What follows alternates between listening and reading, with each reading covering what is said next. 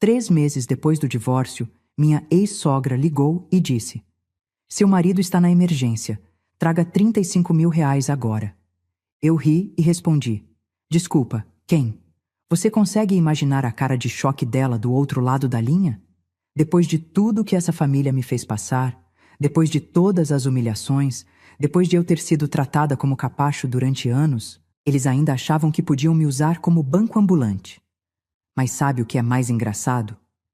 Eles não faziam ideia de quem eu realmente era. Não sabiam o que eu tinha guardado na manga. E quando descobriram, foi tarde demais. Antes de continuar, quero te convidar a compartilhar de onde você está me ouvindo agora.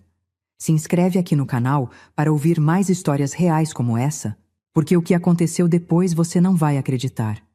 Fica comigo até o final, que você vai ver como essa história terminou de um jeito que ninguém esperava. Meu nome é Helena, tenho 63 anos, e durante 28 anos eu fui casada com o Maurício. 28 anos da minha vida dedicados a um homem que eu achava que era meu companheiro, meu parceiro, meu porto seguro. A gente se conheceu quando eu tinha 35 anos. Eu trabalhava como enfermeira no Hospital São Lucas, aqui em São Paulo. Fazia plantões duplos, triplos às vezes, porque meu sonho era comprar minha casa própria. Vinha de família humilde, de Mogi das Cruzes, filha de dona de casa e motorista de ônibus. Tudo que eu conquistei na vida foi com o suor do meu rosto. O Maurício era vendedor de uma loja de materiais de construção quando nos conhecemos. Homem bonito, cabelo bem penteado, sempre cheiroso, sabia conversar. Me conquistou com aquele jeito galanteador, me levava para jantar na churrascaria do bairro, me dava flores. Eu estava encantada. Casei achando que tinha encontrado meu príncipe encantado. Que inocente eu fui. Logo depois do casamento, conheci melhor a família dele. A dona Irene, minha ex-sogra, era uma mulher que sempre se achou superior aos outros.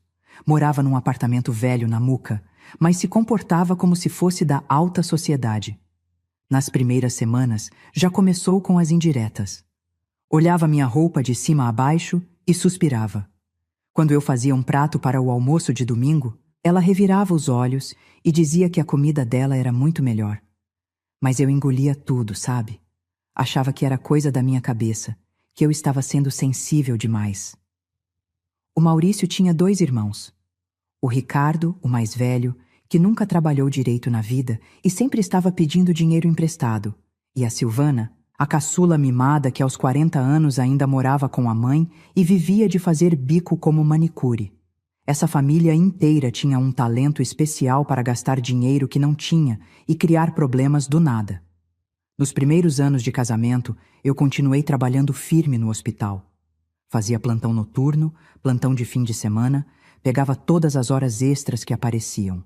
O Maurício trabalhava também, mas o dinheiro dele parecia evaporar. Sempre tinha uma despesa inesperada, sempre tinha que ajudar a mãe com alguma conta, sempre tinha que emprestar para o irmão que prometia devolver e nunca devolvia. Eu fui aquela esposa dedicada que a sociedade espera que a gente seja. Acordava às 5 da manhã para deixar a comida pronta antes de ir trabalhar. Lavava, passava, limpava a casa inteira nos meus dias de folga. Cuidava da sogra quando ela ficava doente, levava no médico, comprava os remédios dela com o meu dinheiro. Quando o Ricardo perdeu o emprego pela 5ª vez, adivinha quem pagou o aluguel dele por 3 meses? Isso mesmo, eu. Passaram-se os anos e eu continuava firme. Meu salário era bom, eu tinha economizado bastante e com 42 anos consegui realizar meu sonho. Comprei uma casa linda em Itaquera, 3 quartos, quintal, garagem. Coloquei tudo no meu nome porque eu tinha comprovação de renda, eu tinha estabilidade no emprego, eu tinha crédito. O Maurício ficou todo feliz, fez aquele discurso bonito de como éramos uma equipe, de como aquela casa era nossa conquista. Mas a verdade é que quem pagava as contas da casa era eu. Quem reformou a casa era eu. Quem comprou os móveis, os eletrodomésticos, quem colocou o piso novo, quem pintou, quem fez tudo ficar bonito? Eu. Sempre eu. O Maurício ganhava o dele e gastava com as coisas dele, com a família dele, com cerveja com os amigos no bar, com aposta em jogo de futebol. Quando fiz 50 anos, Comecei a perceber que alguma coisa estava errada. O Maurício chegava cada vez mais tarde em casa, sempre com desculpas esfarrapadas, que tinha ficado resolvendo o problema no trabalho, que tinha ajudado um amigo, que o trânsito estava impossível. O celular dele vivia tocando e ele saía para atender no quintal falando baixo. Quando eu perguntava quem era, ele ficava irritado. Dizia que eu era paranoica, que estava inventando coisa. Comecei a desconfiar de verdade quando encontrei um recibo de um motel na gaveta da cômoda dele. Confrontei ele naquele mesmo dia. Sabe o que ele fez? Virou o jogo. Me acusou de ser desconfiada, de não confiar nele, de estar louca. Disse que o recibo era de um amigo que tinha pedido para ele guardar. Eu queria acreditar, sabe? Depois de tantos anos juntos, eu queria acreditar que meu marido não seria capaz de me trair. Mas as evidências foram se acumulando. Perfume diferente na camisa. Mensagens estranhas no celular que ele apagava rapidamente. Gastos no cartão de crédito em restaurantes caros que nunca me levou. E a dona Irene, minha querida ex-sogra, sempre defendendo o filho, sempre dizendo que eu era neurótica, que estava na menopausa e por isso ficava com essas ideias malucas na cabeça. Foi quando fiz 57 anos que peguei ele na mentira de vez. Ele disse que ia viajar a trabalho para o Rio de Janeiro por 3 dias. Acontece que uma colega minha do hospital viu ele num shopping em Guarulhos, com uma mulher bem mais nova de mãos dadas, toda agarrada com ele. Ela até tirou foto e me mandou. Quando mostrei a foto para ele, sabe o que ele disse? Que era a prima dele que estava visitando São Paulo. Prima que ele nunca tinha mencionado em quase 30 anos de casamento. Eu estava cansada. Cansada de ser feita de idiota. Cansada de trabalhar feito uma condenada enquanto ele curtia a vida às minhas custas. Cansada de sustentar a família inteira dele enquanto era tratada como nada. Mas eu ainda não sabia até onde ia a podridão daquela situação. Um dia, voltando mais cedo do hospital porque tinha conseguido trocar meu plantão, encontrei o Maurício na nossa sala com um monte de papéis espalhados na mesa. Ele levantou rapidamente e tentou esconder, mas eu fui mais rápida. Sabe o que eram aqueles papéis? Documentos da casa. Ele estava tentando descobrir um jeito de colocar o nome dele na escritura da minha casa. A casa que eu comprei, que eu paguei, que eu reformei com o suor do meu trabalho. Quando questionei, ele nem tentou negar. Olhou para mim com aquela cara de deboche e disse: Helena, a gente é casado. Essa casa é minha por direito também. E quando você morrer, vai ficar para quem? Melhor já deixar tudo organizado. Você está ouvindo isso? Ele estava literalmente planejando como ficar com minha casa. Talvez até esperando eu morrer para isso. Naquela noite não consegui dormir. Fiquei pensando em tudo. Nos 28 anos que eu tinha dedicado àquele casamento. Nos sacrifícios que fiz. Nas vezes que deixei de comprar algo para mim para pagar as contas. Nas festas de família que organizei sozinha, enquanto a dona Irene só sabia criticar. Nos aniversários que o Maurício esquecia. Nos presentes que nunca recebi. No amor que eu dei e nunca foi retribuído. Foi aí que tomei a decisão. Ia me divorciar. Mas não ia fazer alarde, não ia fazer escândalo. Ia fazer tudo direitinho, com advogado, com documentação, protegendo o que era meu. Porque eu tinha aprendido uma coisa na vida. Homem assim não muda, família assim não melhora. E se eu não me valorizasse, ninguém ia fazer isso por mim. Procurei uma advogada especializada em direito de família, a doutora Patrícia, que me explicou todos os meus direitos. Como a casa estava apenas no meu nome e tinha sido comprada com o meu dinheiro, com meus comprovantes de pagamento guardados todos esses anos, ela continuaria sendo só minha. O Maurício não teria direito a nada porque não tinha investido nada. Entrei com o pedido de divórcio numa terça-feira chuvosa de março. Quando o oficial de justiça entregou os papéis para o Maurício, ele ficou em choque. Ligou para mim gritando, dizendo que eu estava louca, que não ia conseguir viver sem ele, que eu ia me arrepender.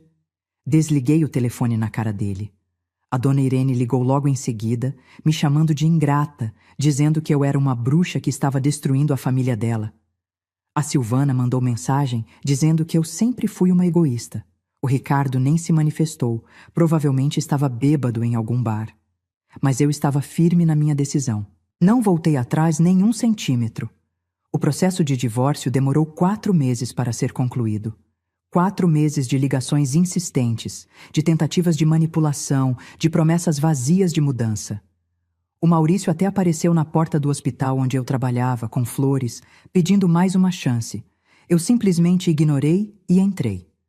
Finalmente, num dia abençoado de julho, o divórcio foi homologado. Eu estava livre, livre daquele homem, livre daquela família parasita, livre para viver minha vida do jeito que eu quisesse. Mudei as fechaduras da casa naquele mesmo dia. Bloqueei o número de todos eles no meu celular. Fiz uma limpa completa. Doei todas as roupas que ele tinha deixado, todos os objetos pessoais, tudo que me lembrava daquele capítulo da minha vida. Os primeiros meses depois do divórcio foram de cura. Comecei a fazer terapia, coisa que nunca tinha feito antes. Comecei a cuidar mais de mim, a comprar roupas bonitas, a ir ao salão arrumar o cabelo, a me olhar no espelho e gostar do que via. Viajei para Campos do Jordão com minhas amigas do hospital. Passei o que sempre quis fazer e o Maurício nunca quis me acompanhar. Reformei a casa do jeito que eu sempre quis, com as cores que eu gostava. Foi exatamente 3 meses depois que o divórcio saiu que meu telefone tocou. Era um número que eu não reconhecia, mas atendi. Do outro lado da linha, a voz inconfundível da dona Irene, nervosa, falando alto. Helena, o Maurício está na emergência. Ele sofreu um acidente. Preciso de 35 mil reais agora para pagar o hospital particular. Você tem que trazer o dinheiro. Eu simplesmente comecei a rir. Uma risada que vinha lá de dentro, uma risada de libertação. Respondi com a voz mais calma do mundo. Desculpa, quem? Maurício? Não conheço nenhum Maurício. Ela ficou desesperada do outro lado. Como assim não conhece? Seu marido, seu ex-marido. Ele está precisando de cirurgia urgente. O hospital está pedindo o dinheiro adiantado. Você tem que ajudar. Eu podia ouvir o desespero na voz dela. Aquela mesma mulher que tinha me tratado como lixo durante quase 30 anos. Respondi. Dona Irene, presta atenção porque vou falar uma vez só. O Maurício não é mais meu marido. Não é mais meu problema. Não é mais minha responsabilidade. Ele tem 2 irmãos, tem a senhora, tem a amante que estava tão ocupado em sustentar quando era casado comigo. Procura ela para pagar o hospital. Ela começou a gritar. Você é uma sem coração, uma ingrata, depois de tudo que meu filho fez por você, depois que ele te deu um lar, uma família. Essa parte eu tive que interromper. Um lar? Dona Irene, o lar era meu, a casa é minha. Comprada com meu dinheiro, reformada com meu dinheiro, mantida com meu dinheiro, enquanto seu filho gastava tudo o que ganhava e ainda pegava o que era meu. Família? Que família? Aquela que só aparecia quando precisava de dinheiro emprestado? Ela tentou mudar de tática, começou a chorar, a fazer aquela choradeira falsa. Mas, Helena, você tem um coração bom, você sempre foi tão generosa. Você não vai deixar ele morrer, né? Pelo amor de Deus, são só 35 mil reais. Você tem esse dinheiro. E era verdade. Eu tinha. Eu tinha esse dinheiro e muito mais. Mas ela não sabia de nada. Falei. Dona Irene, desejo melhoras para o Maurício. Mas procura o SUS, que é excelente. Aliás, eu trabalho no SUS há mais de 30 anos e sei que ele vai ser muito bem atendido. Agora, se me dá licença, tenho coisas mais importantes para fazer. E desliguei. Nos dias seguintes, recebi várias ligações. Da Silvana, me chamando de interesseira. Do Ricardo, me fazendo ameaças veladas. De números desconhecidos que eu desconfio que eram da tal amante do Maurício. Bloqueei todos. Não perdi meu sono, não perdi minha paz, não perdi nada. Porque pela primeira vez em décadas, eu estava colocando a mim mesma em primeiro lugar. Mas a história não termina aí. Cerca de 2 semanas depois daquela ligação, a dona Irene conseguiu meu endereço de trabalho e apareceu no hospital. Eu estava saindo do meu plantão, cansada, querendo chegar em casa e tomar um banho quente, quando a vi parada na porta. Pensei em fingir que não tinha visto, mas ela veio direto na minha direção. Ela estava com uma cara de poucos amigos, mas tentando disfarçar. Helena, precisamos conversar. Respondi que não tínhamos nada para conversar, mas ela insistiu. Acabei aceitando tomar um café na lanchonete do hospital só para ver até onde ia a cara de pau daquela mulher. Sentamos numa mesa no canto e ela começou.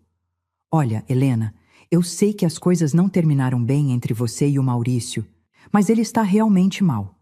Quebrou a perna em 3 lugares, vai precisar colocar pinos, fazer fisioterapia. O SUS está com fila de espera de meses para a cirurgia. Ele está com dor, não consegue trabalhar. A gente não tem esse dinheiro todo.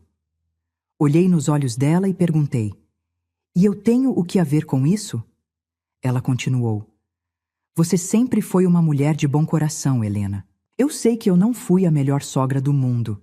Talvez tenha sido até um pouco dura com você às vezes, mas no fundo a gente era uma família. Eu quase cuspi o café. Dura comigo? Dona Irene, a senhora me humilhou durante 28 anos. Criticou minha comida, minha roupa, meu trabalho, minha família. Nunca teve uma palavra boa para mim. E família? Família não usa. Família não se aproveita. Família não trata as pessoas como capacho. Ela mudou de estratégia novamente. Tá bom, eu reconheço que errei.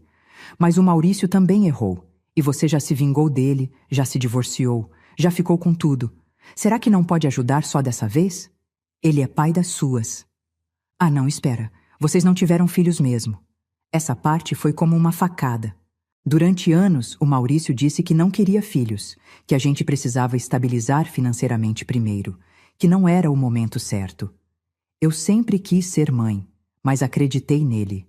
Só para descobrir, anos depois, através de uma prima dele, que soltou sem querer, que ele tinha feito vasectomia antes mesmo de casar comigo, e nunca me contou. Roubou de mim a chance de ser mãe. Levantei da mesa e disse: Dona Irene, essa conversa acabou. Não vou dar 1 centavo para o Maurício. Ele que venda alguma coisa, que peça emprestado para os amigos do bar, que peça para a namorada, mas comigo não conta mais. Ela ainda tentou me segurar pelo braço, mas me soltei e fui embora. Passaram-se mais algumas semanas e as coisas pareciam ter se acalmado. Até que uma tarde, estava eu em casa organizando uns papéis quando bateram na porta. Era a Silvana, a cunhada. Fiquei surpresa porque ela nunca tinha vindo na minha casa. Sempre achou que morava longe demais, que Itaquera era muito periferia para ela. Abri a porta, mas não deixei ela entrar. Ela estava com aquela cara de falsa simpatia. Oi, Helena? Nossa, quanto tempo! Você está com uma cara ótima. Emagreceu. Eu só olhei para ela esperando que fosse direto ao ponto. E ela foi. Então, vim aqui porque a situação lá em casa está complicada. Mamãe está gastando todas as economias dela com o tratamento do Maurício. O Ricardo está desempregado de novo. Eu não estou conseguindo muitos clientes. E eu lembrei que você sempre foi tão boa para a gente. Sempre ajudou quando precisamos. Interrompi ela. Silvana, vai direto ao ponto. Quanto você quer? Ela ficou sem graça, mas continuou. Não é assim, Helena. É que a gente pensou que você poderia emprestar uns 10 mil reais, só para a gente passar esse momento difícil. Você sabe que a gente sempre foi unida, sempre foi uma família. Olha, eu tinha 2 opções. Ou fechar a porta na cara dela, ou falar algumas verdades. Escolhi a segunda. Silvana, deixa eu te contar uma coisa. Durante os anos que fui casada com seu irmão, eu dei dinheiro para vocês incontáveis vezes. Paguei aluguel do Ricardo, comprei material de manicure para você, paguei conta de luz da sua mãe, dei dinheiro para remédio, para comida, para tudo. Sabe quantas vezes alguém dessa família me devolveu algum real? 0. Sabe quantas vezes alguém dessa família me deu um presente de aniversário? 0. Sabe quantas vezes alguém dessa família reconheceu o que eu fazia? 0. Ela tentou me interromper, mas eu continuei. Agora vem você aqui, na minha casa, pedir dinheiro emprestado? Você que vivia falando pelas costas que eu era certinha demais, que era chata, que seu irmão merecia coisa melhor. Você que riu quando descobriu que ele estava me traindo? Você acha que eu sou idiota? O rosto dela ficou vermelho. Você mudou, Helena. Ficou amarga, egoísta. Antigamente você não era assim. Respondi. Você está certa, Silvana. Eu mudei. Antigamente eu era trouxa. Deixava vocês me usarem como banco. Agora eu aprendi a me valorizar. E sabe o que mais eu aprendi? Que essa família nunca se importou comigo. Só se importavam com o que eu podia dar para vocês. Ela saiu batendo o pé, gritando que eu ia me arrepender, que karma existe, que eu ia ficar velha e sozinha. Fechei a porta e fui tomar um chá. Pela primeira vez na vida, eu tinha colocado limites e me sentindo incrível por isso. Mas o universo ainda tinha surpresas para mim. Alguns dias depois, recebi uma ligação do próprio Maurício. Sim, ele mesmo. A voz estava fraca, claramente ligando do hospital. Helena, sou eu. Por favor, não desliga. Eu preciso falar com você. Fiquei em silêncio, esperando. Ele continuou. Eu sei que eu errei com você. Eu sei que fui um péssimo marido. Mas eu estou precisando muito de ajuda agora. Estou com dor. Não consigo trabalhar. Minha mãe está se matando para pagar minhas contas. Perguntei. E a namorada? Aquela que você estava sustentando quando era casado comigo?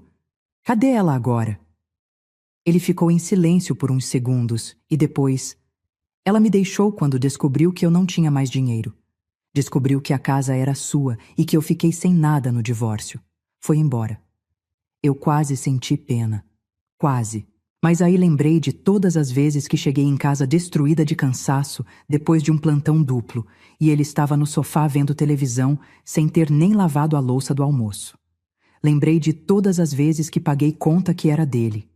Lembrei de todas as mentiras, todas as traições, todo o desrespeito. Falei, Maurício, sabe o que é engraçado? Durante quase 30 anos eu implorei por atenção, por carinho, por consideração. Implorei para você me tratar com respeito, para você ser um verdadeiro companheiro. E você ignorou tudo isso. Agora você está me ligando porque precisa de dinheiro. Não porque sente minha falta, não porque percebeu meu valor, mas porque está precisando do que eu sempre fui para você, um banco. Ele tentou falar, mas eu continuei. Você desperdiçou os melhores anos da minha vida. Desperdiçou minha juventude, minha dedicação, meu amor. E tudo isso para quê? Para me trair, para me usar, para me desrespeitar. Agora aguenta as consequências das suas escolhas. Boa sorte com sua vida, Maurício. E não me liga mais. Bloqueei o número dele também. E sabe o que eu senti? Alívio. Um alívio tão grande que parecia que tinha tirado um peso de toneladas das minhas costas. Eu estava realmente livre. Livre de todas aquelas pessoas tóxicas que tinham sugado minha energia durante décadas. Mas a vida, minha gente, a vida guarda surpresas. E nem sempre essas surpresas vêm de onde a gente espera. Um mês depois de toda essa novela com a família do Maurício, recebi uma ligação do meu primo Ademir, lá de Mogi das Cruzes. A gente não era muito próximo, mas mantínhamos contato, nos víamos em casamentos e enterros da família. Ele me ligou dizendo que precisava falar comigo urgentemente sobre uma questão de família. Fiquei preocupada, achando que alguém tinha falecido. Marcamos de nos encontrar num shopping em Guarulhos, meio termo entre a casa dele e a minha. Quando cheguei lá, ele estava com uma pasta cheia de documentos. Sentamos numa cafeteria e ele começou a me explicar. Helena, você lembra do tio Valdomiro? Claro que eu lembrava. Ele era irmão do meu pai. Tinha ido morar no Paraná quando eu era criança, tinha feito fortuna com plantações de soja. Era um homem discreto, nunca se casou, nunca teve filhos. Visitava a família de vez em quando, mas era meio recluso. O Ademir continuou. Então, o tio Valdomiro faleceu há 3 meses e deixou o testamento. Eu ainda não estava entendendo onde ele queria chegar, até que ele abriu a pasta e tirou um documento. Ele deixou herança para vários membros da família, e você, Helena, é uma das principais herdeiras. Fiquei sem palavras. O tio Valdomiro tinha deixado herança para mim? Eu mal conversava com ele. Ademir explicou. Ele sempre admirou você, sabia? Sempre dizia que você era a única da família que tinha prestado, que tinha estudado, que trabalhava honestamente, que não vivia pedindo dinheiro para os outros. Ele deixou um valor considerável para você. Quando ele me mostrou o valor, quase caí da cadeira. Eram 350 mil reais. R$ 350 mil. Eu não acreditava. Comecei a chorar ali mesmo, na frente de todo mundo no shopping. Não era só pelo dinheiro, era porque alguém, mesmo que fosse um tio distante, tinha reconhecido meu valor, meu trabalho, meu caráter. Ademir me abraçou e disse: "Você merece, prima. Você sempre foi guerreira. E o tio Valdomiro fez questão de escrever no testamento que você deveria usar esse dinheiro para ser feliz, para realizar seus sonhos, para viver a vida que sempre quis." Nos meses seguintes, tive que resolver toda a questão burocrática da herança. Assinar papéis, ir ao cartório, resolver questões de imposto, mas finalmente o dinheiro caiu na minha conta. R$ 350 mil que eram só meus. E o melhor de tudo? Ninguém da família do Maurício sabia de nada disso. Com esse dinheiro, tomei várias decisões. Primeiro, paguei todas as minhas dívidas, que eram poucas, mas queria ficar com o nome completamente limpo. Segundo, investi metade do dinheiro em aplicações seguras para garantir minha aposentadoria tranquila. Terceiro, usei uma parte para fazer todas as reformas que queria na casa. Coloquei aquele piso porcelanato lindo que sempre quis, reformei a cozinha completa, comprei móveis novos, contratei um paisagista para fazer um jardim no quintal. E sabe o que mais eu fiz? Realizei um sonho antigo. Sempre quis conhecer o Nordeste, as praias lindas de lá. Planejei uma viagem de 1 mês, visitando Bahia, Pernambuco, Alagoas. Hospedei em pousadas à beira-mar, comi as comidas típicas, conheci lugares incríveis. Fui sozinha e foi libertador. Aprendi a gostar da minha própria companhia, coisa que nunca tinha feito em 63 anos de vida. Enquanto isso, através de conhecidos em comum, fui sabendo das novidades da família do Maurício. Ele tinha conseguido fazer a cirurgia pelo SUS, mas ficou mancando porque não fez a fisioterapia adequada. Perdeu o emprego porque não conseguia mais fazer o trabalho de vendedor que exigia ficar muito tempo em pé. A dona Irene teve que vender o apartamento dela na Muca porque gastou todas as economias com ele e estava cheia de dívidas. Foi morar com a Silvana num apartamento minúsculo alugado. O Ricardo continuava na mesma, bebendo e arranjando confusão. E o Maurício, coitado, estava morando de favor na casa de um amigo, fazendo bico quando conseguia. A namorada tinha realmente sumido quando descobriu que ele estava liso. Não vou mentir para vocês. Senti uma satisfação enorme ao saber disso. Não era felicidade com a desgraça alheia, era apenas a sensação de justiça sendo feita. Um dia, cerca de 7 meses depois daquela primeira ligação da dona Irene, estava eu fazendo compras no mercado perto de casa quando esbarrei com o Maurício. Ele estava com aquela cara de quem não dorme bem há tempos, roupa amarrotada, barba por fazer. Quando me viu, ficou parado, sem saber o que fazer. Eu estava linda naquele dia, tinha acabado de sair do salão, estava com roupa nova que tinha comprado na viagem, unhas feitas, me sentindo poderosa. Ele tentou puxar conversa. "Oi, Helena, você está? Você está bem?" Não era nem uma pergunta, era uma constatação de que eu estava visivelmente melhor do que ele. Respondi educadamente. "Estou ótima, Maurício. E você?" Ele baixou a cabeça. "Eu estou. As coisas estão difíceis, sabe como é." Eu só balancei a cabeça. Ele continuou. "Você está diferente, mais bonita, parece mais nova até." Respondi. É incrível como a gente rejuvenesce quando se livra de peso morto. Ele entendeu a indireta e ficou sem graça. Tentou mais uma vez. "Helena, será que a gente não podia conversar? Tomar um café, colocar a conversa em dia?" Olhei bem nos olhos dele e disse: "Maurício, a gente não tem nada para conversar. Você fez suas escolhas, eu fiz as minhas. Cada um segue sua vida agora. Tenha um bom dia." Virei as costas e fui embora, deixando ele parado no meio do corredor do mercado. E sabe o que eu senti? Absolutamente nada. Nem raiva, nem tristeza, nem satisfação. Nada. Ele tinha se tornado completamente irrelevante na minha vida. E essa foi a maior vitória de todas. Voltei para casa naquele dia pensando em como a vida tinha dado voltas. Como eu tinha passado de uma mulher subjugada, usada, desrespeitada, para uma mulher independente, financeiramente estável, vivendo a vida nos meus próprios termos. Tinha minha casa, tinha meu trabalho que eu amava, tinha minha saúde, tinha dinheiro no banco, tinha paz. Comecei a frequentar um grupo de mulheres da minha idade na igreja do bairro. Não era muito religiosa, mas gostava da companhia, das conversas, das atividades que organizavam. Foi lá que conheci a Vera, que também era divorciada e tinha passado por situação parecida com a minha. Nos tornamos grandes amigas.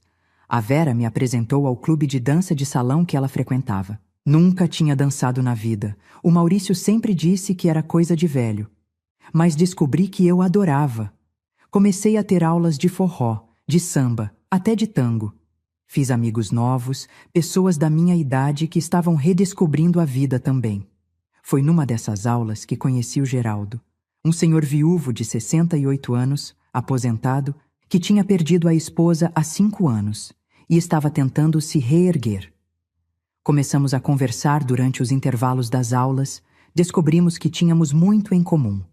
Ele também tinha sido casado por muitos anos, também tinha se dedicado completamente à família, também tinha perdido os melhores anos da vida com alguém que não valorizava. Não vou dizer que me apaixonei perdidamente, não foi nada disso. Mas desenvolvemos uma amizade bonita, sincera. Começamos a sair para jantar depois das aulas, a ir ao cinema, a passear no parque. Era uma companhia boa, leve, sem cobranças, sem drama. Exatamente o que eu precisava naquele momento da minha vida. 1 ano depois do meu divórcio, fiz uma festa de comemoração. Não foi uma festa de divórcio propriamente dita, mas um churrasco em casa para comemorar meu aniversário de 64 anos. Convidei minhas amigas do hospital, o pessoal do grupo de dança, meus primos de Mogi, o Geraldo. Comprei carne boa, decorei o quintal todo, coloquei música. Foi uma festa linda, cheia de gente que realmente se importava comigo, que celebrava minhas conquistas, que torcia pela minha felicidade.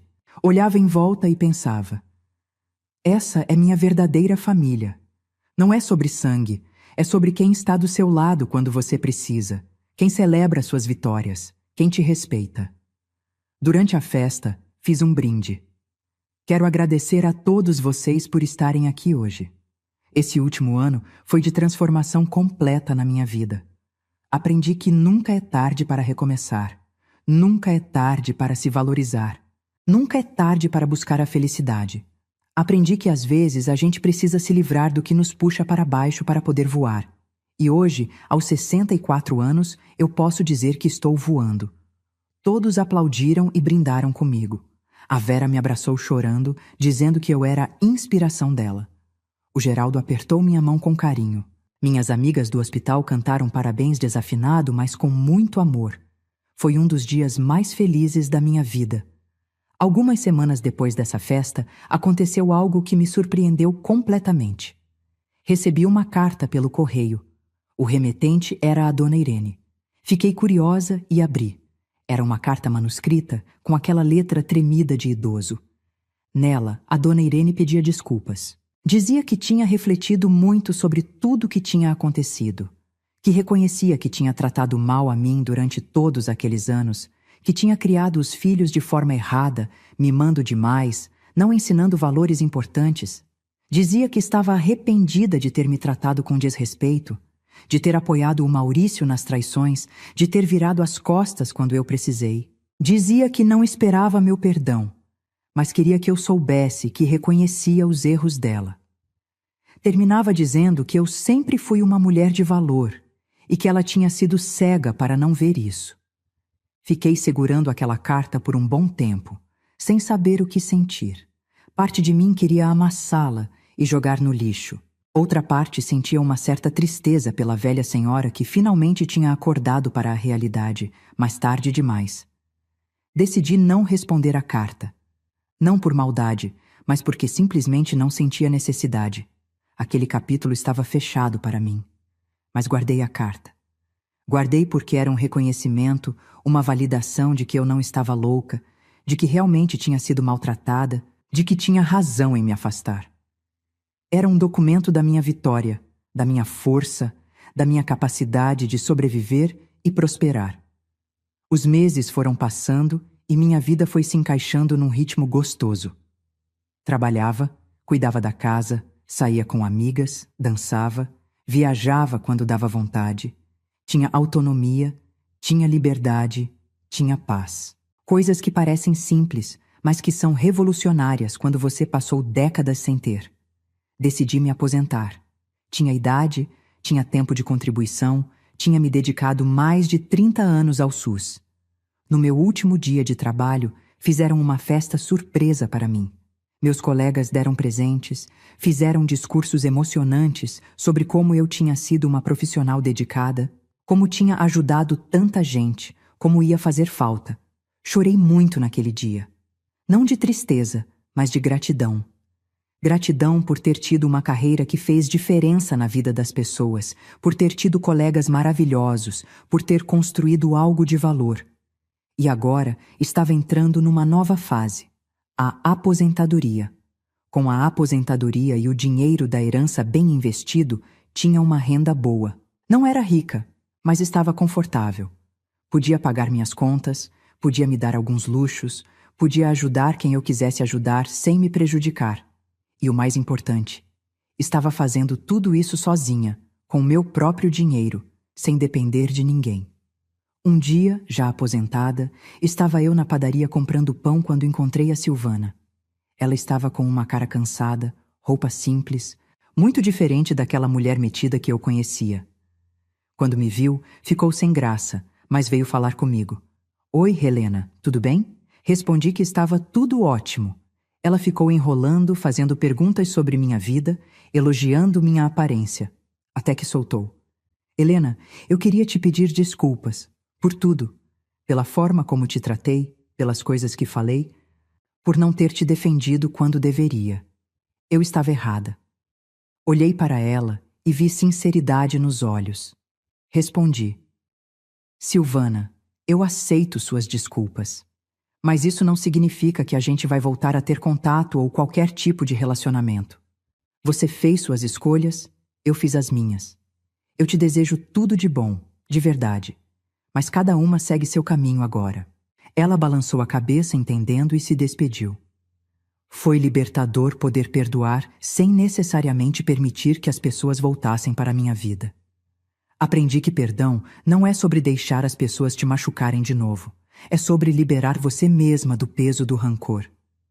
Eu tinha perdoado, mas tinha aprendido a lição. Nunca mais ia permitir ser tratada daquele jeito.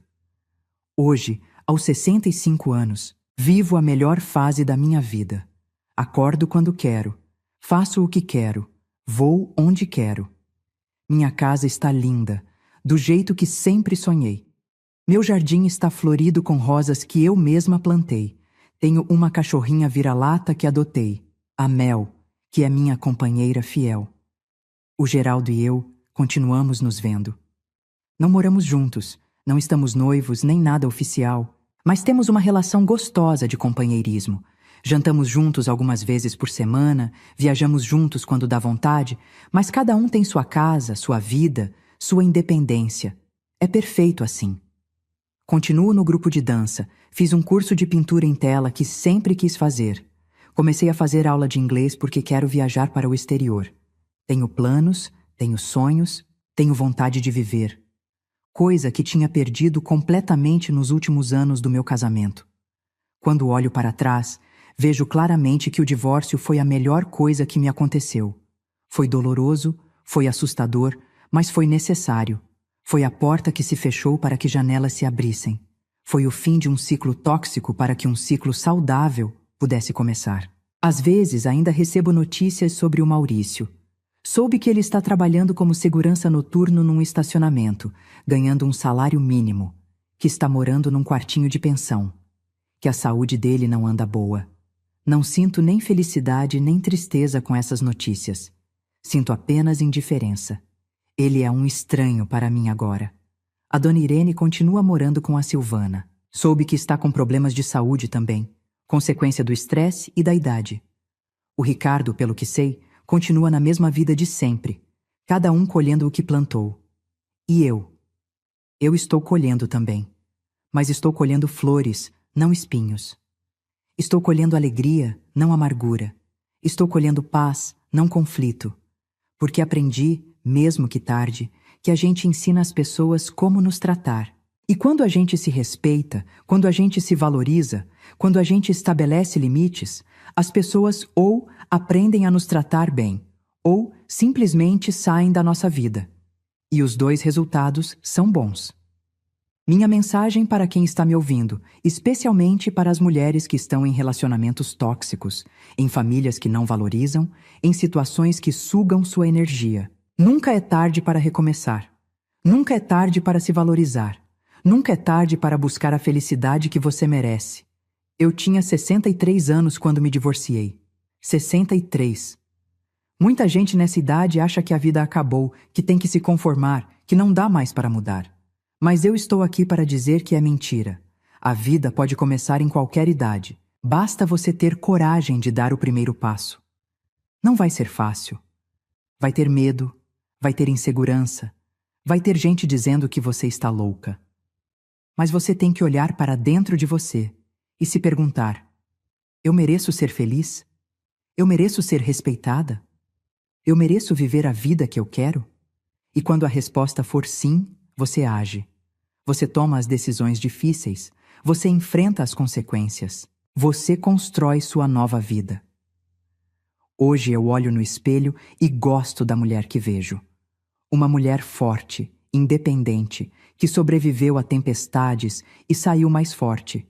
Uma mulher que não precisa de validação de ninguém porque ela mesma se valida. Uma mulher que aprendeu que o amor próprio é o amor mais importante de todos. E sabe o que é mais engraçado? Quando o Maurício e a família dele achavam que estavam me usando, que estavam se aproveitando de mim, que eu era boba demais para perceber, eu estava, na verdade, construindo minha própria fortaleza. Cada real que eu ganhava e guardava, cada conta que eu pagava no meu nome, cada conquista que eu fazia, estava me preparando para o dia em que eu finalmente acordasse. E quando acordei, acordei forte. Acordei dona da minha casa, da minha vida, do meu destino. Acordei com recursos que eles nem imaginavam que eu tinha. Acordei pronta para viver minha vida nos meus termos. E eles? Eles acordaram tarde demais, percebendo que tinham perdido a única pessoa que realmente se importava com eles. Porque é isso que eles perderam, no final das contas. Não perderam meu dinheiro, não perderam minha casa, não perderam minhas coisas. Eles perderam meu amor, minha dedicação, minha lealdade. Perderam uma pessoa que teria feito qualquer coisa por eles se tivessem apenas me tratado com respeito. Mas escolheram o caminho do desrespeito, da manipulação, do aproveitamento. E agora estão colhendo o que plantaram. E você que está me ouvindo agora, o que faria no meu lugar? Se estivesse recebendo aquela ligação pedindo 35 mil reais para um ex que te traiu, te usou, te desrespeitou durante anos, você ajudaria? Comente aí embaixo, quero saber sua opinião. E se essa história te tocou de alguma forma, se você se identificou com algo que eu falei, compartilha com outras pessoas. Porque a gente nunca sabe quem está precisando ouvir que é possível recomeçar, que é possível ser feliz, que é possível se libertar de relacionamentos tóxicos. Minha vida hoje é um testemunho de que a felicidade não depende de ter alguém do seu lado. Depende de ter a pessoa certa do seu lado. E às vezes, essa pessoa é você mesma. Depende de se respeitar, de se valorizar, de se amar o suficiente para não aceitar migalhas quando você merece o banquete inteiro. Então, fica aqui meu recado. Se valoriza, se respeita, estabelece seus limites. E se as pessoas não respeitarem esses limites, deixa elas irem embora.